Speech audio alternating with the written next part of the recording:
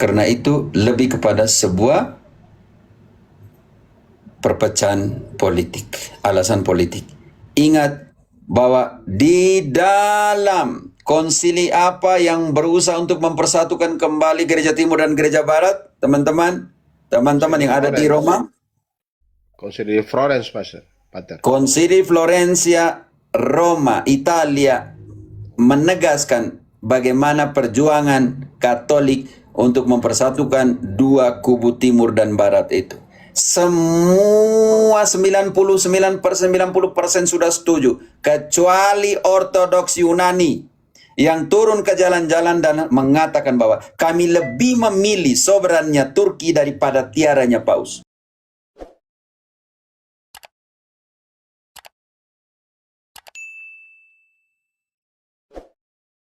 Salve sahabat Katolik, jumpa lagi di channel Katolik Roma. Pada saat ancaman Turki Utsmani semakin mendekati Konstantinopel, Gereja Katolik berusaha keras memulihkan persatuan antara gereja barat dan timur yang telah terpecah selama berabad-abad. Melalui Konsili Florence, para pemimpin gereja berupaya mencari jalan damai demi mempertahankan kesatuan umat Kristiani dan menghadapi ancaman yang semakin besar terhadap dunia Kristen. Namun upaya persatuan itu tidak diterima oleh semua pihak. Sebagian kalangan di Konstantinopel menolak kesepakatan tersebut dan bahkan muncul ungkapan terkenal yang berbunyi, lebih baik melihat sorban Turki daripada tiara Latin. Kalimat ini menunjukkan betapa kuatnya penolakan terhadap Roma. Ketika persatuan ditawarkan demi mempertahankan kekuatan Kristen, perpecahan justru tetap dipertahankan oleh mereka yang menaruh curiga terhadap gereja penolakan Katolik terhadap persatuan ini ikut melemahkan posisi Konstantinopel menjelang kejatuhannya pada tahun 1403. Mengapa sebagian pemimpin gereja timur menolak bantuan yang datang bersama tawaran persatuan? Dalam video ini Romo Cafe akan mengupas fakta-fakta sejarah yang jarang dibahas, lengkap dengan latar belakang Konsili Florence, sikap para pemimpin gereja timur, dan pelajaran penting tentang arti persatuan dalam gereja Kristus. Selamat menyaksikan. Hiu pribadi itu tidak termasuk dalam perbendaharaan iman. Bukanlah tugas mereka untuk menyempurnakan waktu Kristus, wahyu Kristus yang definitif atau untuk melengkapinya, melainkan untuk membantu supaya orang dapat menghayatinya lebih dalam lagi dari rentang waktu tertentu.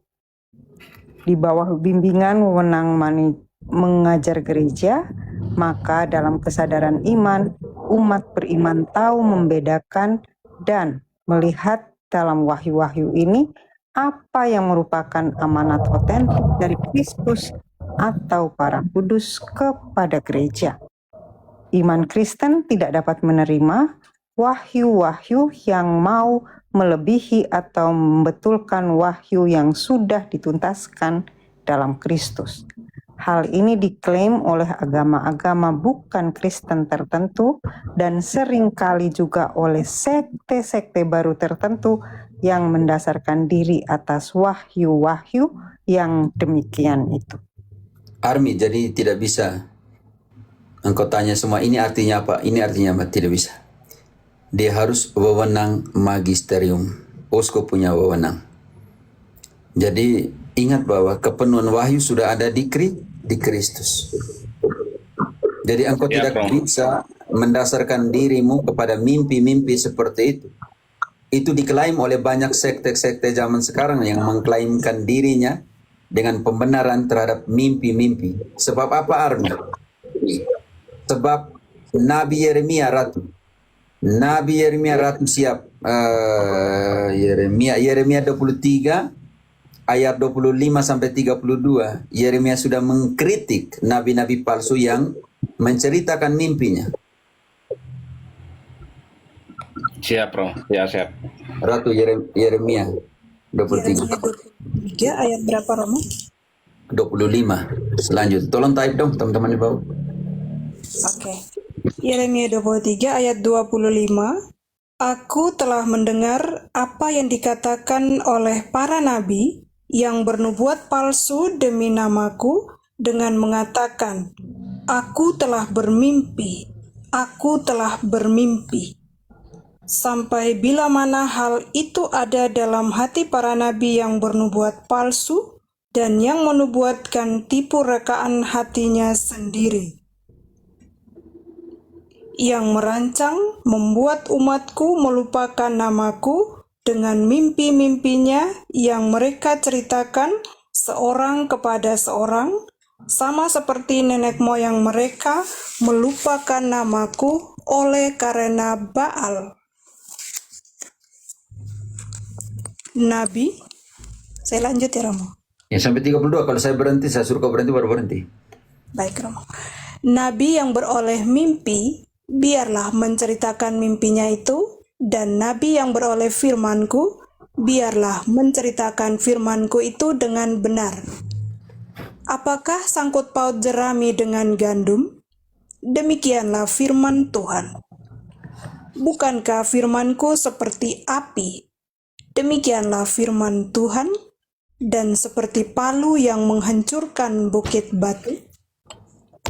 Sebab itu, sesungguhnya aku akan menjadi lawan para nabi. Demikianlah firman Tuhan yang mencuri firmanku masing-masing dari temannya. Sesungguhnya aku akan menjadi lawan para nabi. Demikianlah firman Tuhan yang memakai lidahnya sewenang-wenang untuk mengutarakan firman ilahi. Sesungguhnya aku akan menjadi lawan mereka yang menubuatkan mimpi-mimpi dusta. Demikianlah firman Tuhan, dan yang menceritakannya serta menyesatkan umatku dengan dustanya dan dengan bualnya. Aku ini tidak pernah mengutus mereka dan tidak pernah memerintahkan mereka. Mereka sama sekali tiada berguna untuk bangsa ini. Demikianlah firman Tuhan. Begitu Armi, jadi wahyu pribadi, mimpi-mimpi pribadi tidak bisa dikategorikan sebagai yang memperlengkapi wahyu yang sudah sempurna dalam Kristus.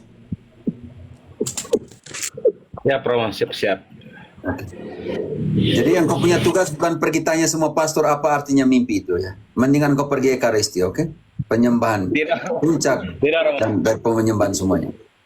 Siap. Ini Romo, kebetulan kan saya sudah lama juga ikut dengan labnya Romo ini. Makanya saya... ini penting Rocky. Maaf ya, Nancy Crescent, Romo apakah dari Kristen Protestan? Iya, justru ini untuk Kristen Protestan, room ini juga. Oke, Nancy Ya. bisa naik. Ada yang dari, justru saya lebih senang kalau ada teman-teman Protestan tanya. Oke, yuk silakan. Ya. Satu lagi Romo izin. Silakan. Saya sering lihat-lihat komen dari saudara-saudara kita dari Protestan bahwa Bunda Maria itu ibaratnya patung lah gitu atau bagaimana pendapat mereka itu. Padahal kita kalau bersama-sama berdoa bersama-sama dengan Bunda Maria berdoa itu sangat dahsyat sekali. Dan saya sudah baru-baru kali ini Romo saya ngalami sendiri. Ini pribadi Romo. Jadi kami berdoa di depan Gua Maria itu di stasi Karyango itu baru pertengahan sudah terkabul. Puji Tuhan Romo. Jadi kami sekeluarga itu jadi iman kami lebih kuat lagi Romo begitu Romo. Oke. Siap. Makasih banyak Romo atas pemilihnya selama ini saya selalu ikuti labnya Romo. Oke, penting sekali. Yang pertama harus dikatakan bahwa tidak bisa menyamakan foto dari saya punya mama dengan saya punya mama. Armi, Siap. engkau punya foto ibumu, ibundamu di dompetmu? Ada Romo. Oke, foto itu adalah mamamu atau foto dari mamamu? Foto dari mama saya Romo. Ini gagal pahamnya Protestan yang memandang bahwa patung Bunda Maria sama dengan Bunda Bunda Maria. Foto mama dan bapak mereka yang mereka bawa di dompet sama dengan mereka pembap mama. Ternyata itu hanya sebuah gambar representatif. Sensasi. Siap. representasi atau representatif. Hancurkan semua patung, tidak ada masalah bagi Katolik. Betul Romo, betul. Siap. Karena itu ornamen liturgis. Yang di dalam bahasa Ibrani digunakan kata pituats atau teselem.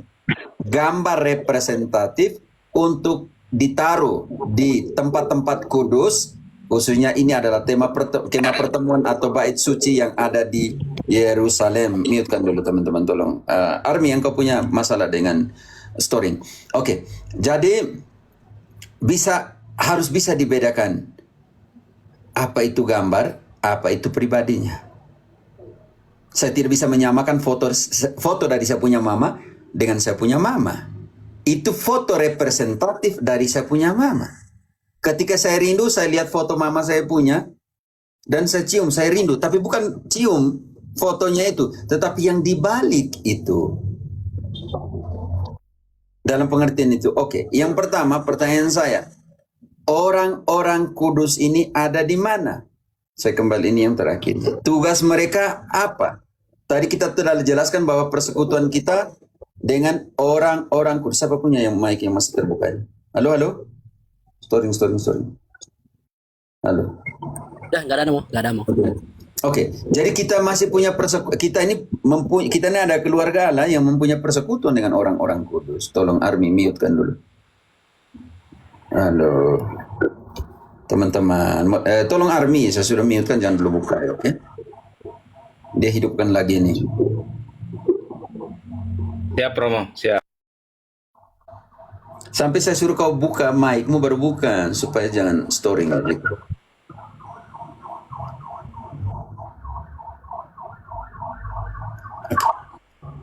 Aduh. Pak Army, saya mute dulu ya Pak.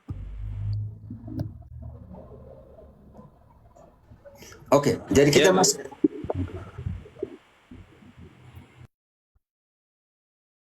Kita masih mempunyai hubungan dengan mereka. Kita adalah keluarga Allah.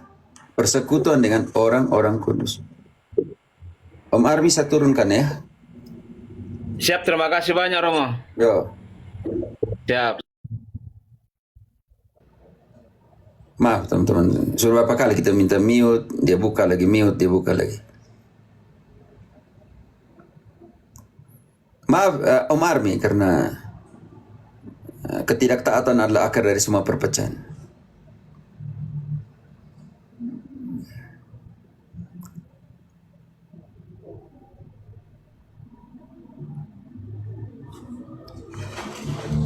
Oke, tadi ada yang mau minta naik tadi, yang Protestan atau yang sudah ada di sini, silakan.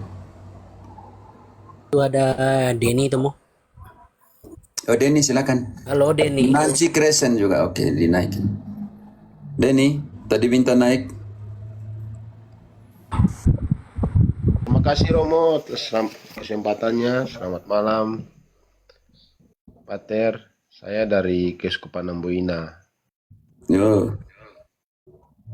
Izin Pater, saya mau tanya nih Pater.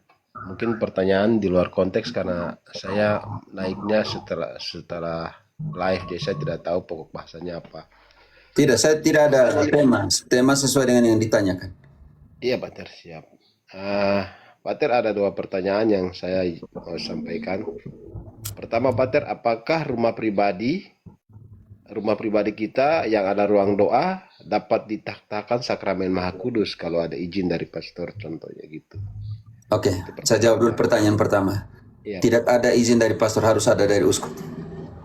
Siap Pater, terima kasih. Pertanyaan Jangan pernah kedua, taruh sakramen Maha Kudus di kalian punya rumah masing-masing. Karena itu tugas dari uskup untuk memberikan izin. Sedangkan bayangkan di kapel stasi aja tidak boleh, apalagi di rumah masing-masing. Oh ya, baik Pater ya. Kedua Pater, pertanyaan tentang bagaimana pandangan gereja tentang orang-orang indigo atau peramal-peramal. Itu aja Pater, terima kasih. Tadi sudah dikatakan tadi dalam Yeremia 23. Tidak bisa menubuatkan mimpinya. Sudah bisa mengerti tadi. Baik Pater ya. Tidak bisa meramalkan sesuatu. Tidak bisa. Karena agama kita bukan agama ramalan. Ya baik, Pater. Oke. Apakah indigo itu termasuk roh-roh dari setan begitu, Pater? Makanya kita harus bisa membedakan apakah itu nabi palsu ataukah Roh Kudus. 1 Yohanes 4 ayat 1.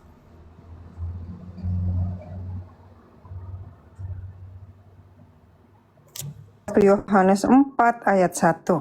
Saudara-saudaraku yang kekasih, janganlah percaya akan setiap roh, tetapi ujilah roh-roh itu, apakah mereka berasal dari Allah, sebab banyak nabi-nabi palsu yang telah muncul dan pergi ke seluruh dunia. Nabi-nabi palsu ini bisa buat apa? Jadi hati-hati di situ. Di situ harus dibedakan ini rohnya Allah atau rohnya nabi Nabi palsu. Om Demi, rohnya nabi palsu. Nabi palsu buat apa? Kita lihat Matius 7 ayat 15. Ratu, aku ganti kalian berdua. Matius 7 ayat 15. Waspadalah terhadap nabi-nabi palsu yang datang kepadamu dengan menyamar seperti domba, tetapi sesungguhnya mereka adalah serigala yang buas. Oke, nabi palsu ini buat apa? Ayat 22.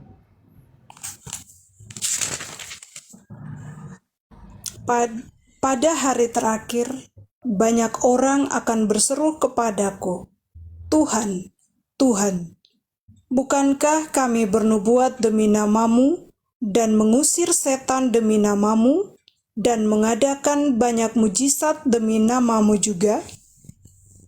Demi, nabi palsu bisa buat begitu, meramalkan orang, bernubuat tentang seseorang. Tetapi engkau harus bisa bedakan mana kerja Roh Kudus, mana nabi palsu.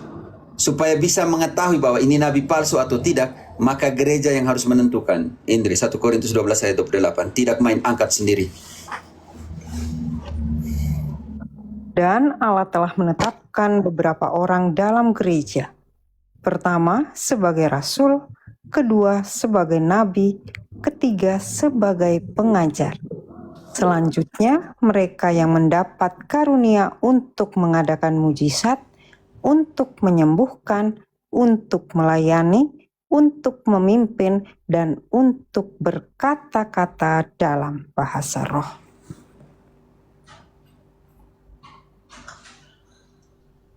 Demi, seperti itu.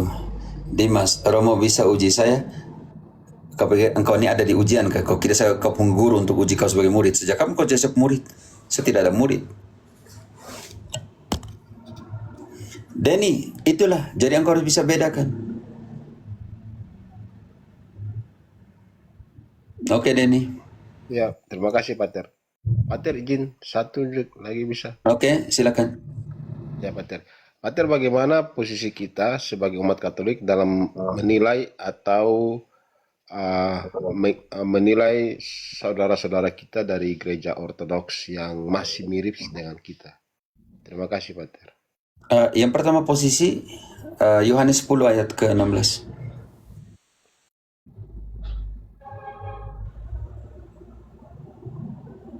Ratu. Yohanes 10 ayat 16. Ada lagi padaku domba-domba lain yang bukan dari kandang ini. Domba-domba itu harus kutuntun juga, dan mereka akan mendengarkan suaraku, dan mereka akan menjadi satu kawanan dengan satu gembala. Mereka yang keluar dari gereja Katolik bukan kita. Karena itu selalu dengan cara seperti apa? Caranya Yesus. Yohanes 20, tadi 10 ya, turun ke Yohanes ke 20 ayat 17, Ratu. Cara ini seperti apa? Berdoa. Yohanes 20 ayat 17. Kata Yesus kepadanya. Berbalik. 17:21. 17:21. Supaya mereka semua menjadi satu, sama seperti Engkau ya Bapa, di dalam aku dan aku di dalam Engkau, agar mereka juga di dalam kita, supaya dunia percaya bahwa Engkaulah yang telah mengutus aku. Oke, itu yang pertama, yaitu berdoa. Berdoa seperti Yesus berdoa supaya mereka semua menjadi satu. Dan ini pertanyaan, berdoa sampai kapan? Sampai semua menjadi satu. Kapan? Tidak tahu, serahkan kepada Tuhan Allah. Tetapi engkau harus ingat, yang pertama, berdoa untuk persatuan, untuk persekutuan. Kenapa? IDC, karena semua orang yang percaya tetap bersatu, bukan terberai. Kisah 2 ayat 44.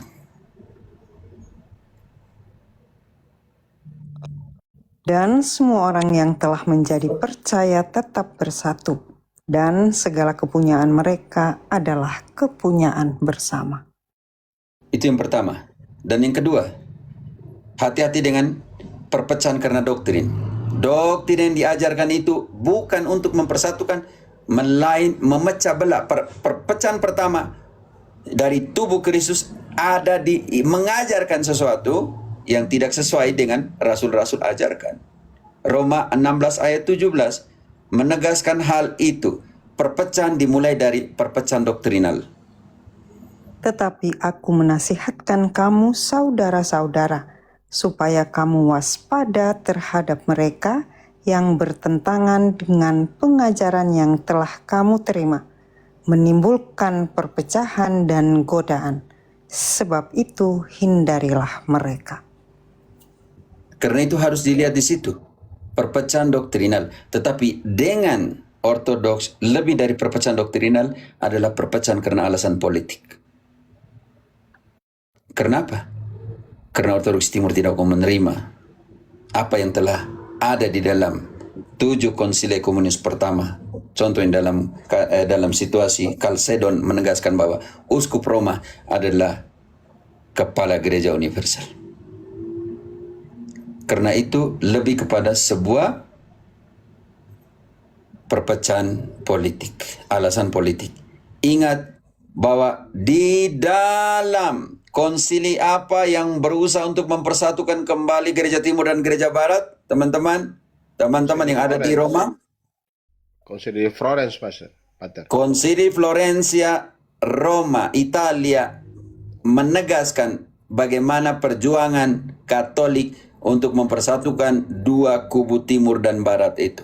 Semua 99% sudah setuju, kecuali Ortodoks Yunani yang turun ke jalan-jalan dan mengatakan bahwa kami lebih memilih soberannya Turki daripada tiaranya Paus. Dan ketika Ottoman menguasai wilayah itu, maka mimpi untuk kembali menjadi satu hancur. Karena apa? Ortodoks Timur lebih memilih tunduk kepada kepada sorbannya Turki daripada tiaranya Paus. Ingat itu Ortodoks. Baca sejarah itu, bagaimana berusaha untuk mempersatukan kembali. Tetapi karena alasan politik lebih memilih sobrannya Turki daripada tiaranya Paus.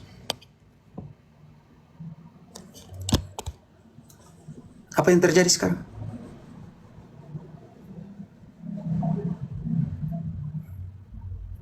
Itu pertanyaanmu. Oke, Denny?